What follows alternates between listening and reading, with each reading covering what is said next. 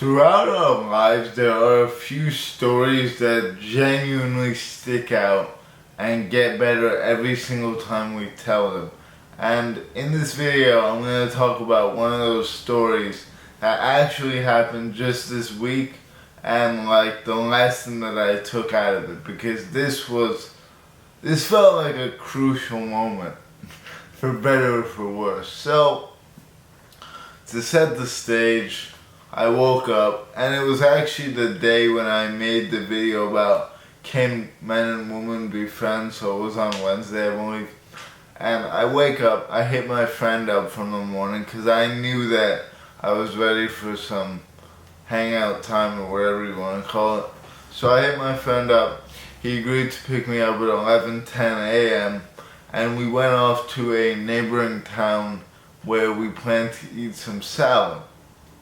So we walk into the salad bar and we're just chilling there. Keep in mind, my friend that I'm with is above average looks wise. He's 6'4", he's a soccer player, and he's very good looking. So, you know, it's to be expected that he might get noticed more than the average person, obviously. And we eat a salad, I eat a wrap, he eats a bowl, and nothing really noteworthy happens in there.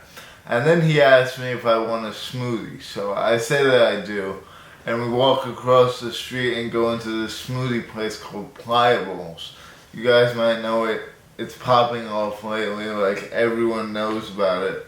And the smoothies there are pretty good, but they are expensive as well. So, as we're walking across the street, keep in mind, this street is like a very busy street. You have to really watch it or you'll get like hit by a car. It's like a main road.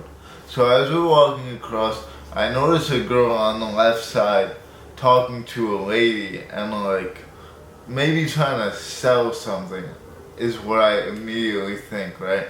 Because why would someone talk to someone older, right? It's not going to be to get their number.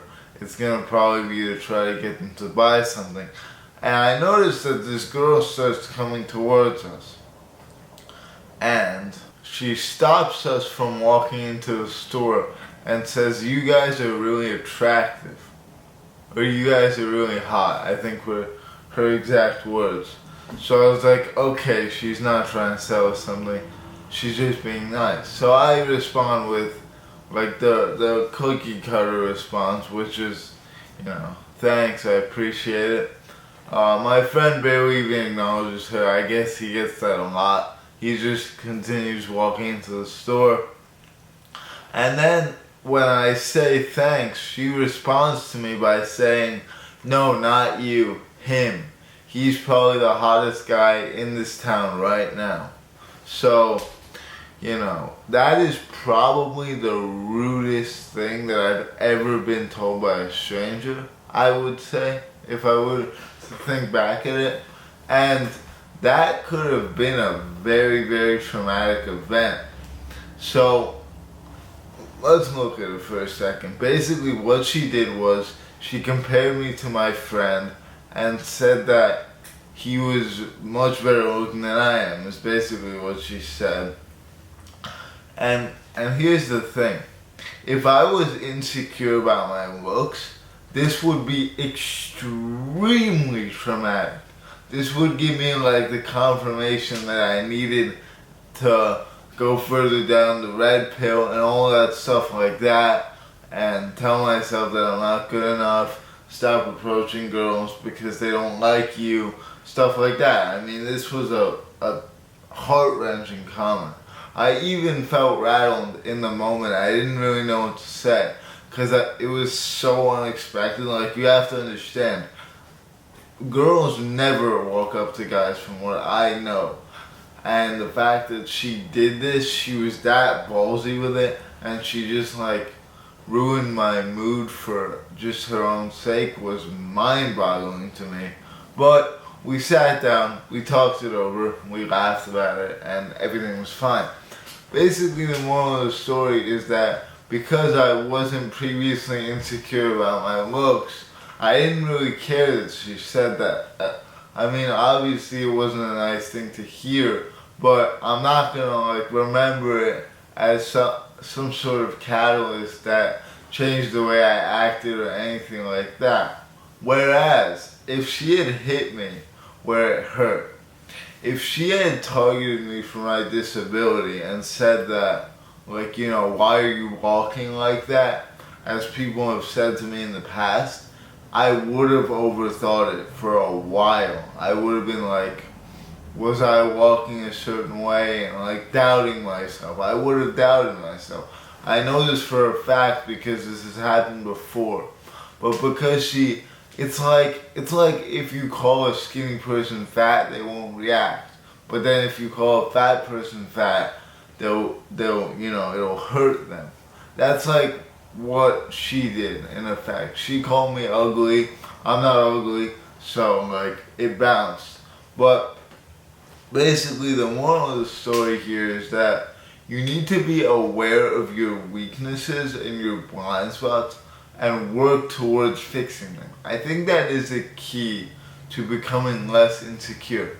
Just maybe even write down like the things that you feel that you are the weakest in, or the areas that you feel like you are lacking in, and work to improve that. So for me, balance and coordination is like an insecurity because I have a disability, obviously. For a normal person, they would go through their whole life without even thinking about this once. But that is the nature of insecurities. Everyone's different. So what I can do is I can work on like exercises, especially balancing ones, to make sure that I am moving and operating at my best potential, what's the word, like smoothness, I guess. And if you think that you're ugly as a dude, then you should like focus on grooming and like taking care of yourself more. Maybe doing a skincare routine. Now, I don't know anything about skincare routines.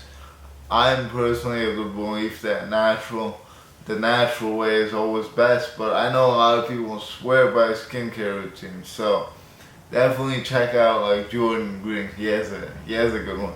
So basically what I'm saying here is that just know your weaknesses and don't be shocked when other people point them out, because really the only thing that they did was point out something that you already knew about yourself. And with that being said, I'm going to end it off here. I'm probably going to head to the gym right now. Hope you enjoyed the video, and yeah guys, I'll see you soon.